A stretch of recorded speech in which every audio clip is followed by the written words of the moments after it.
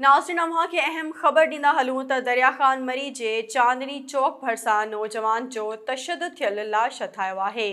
SS news जे reporter कादिर बख्श लाशारी मूजिबि हथायल लाश जी सुञाणप दरिया ख़ान मरी जे वार्ड नंबर 3 जे रहवासी दिलनवाज़ उर्फ़ सोनू पुट अकबर वरिया हथोड़ कई वई आहे।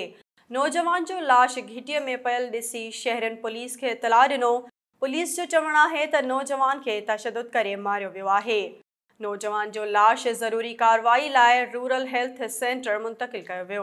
नाज़रीन अव्हां खे हिकु भेरो ॿीहर ॿुधाईंदा हलूं त हथायल लाश जी सुञाणप दरिया ख़ान मरी जे वार्ड नंबर 3 जे रहवासी दिलनवाज़ उर्फ़ सोनू पुट अकबर वरिया हथोड़ कई वई आहे।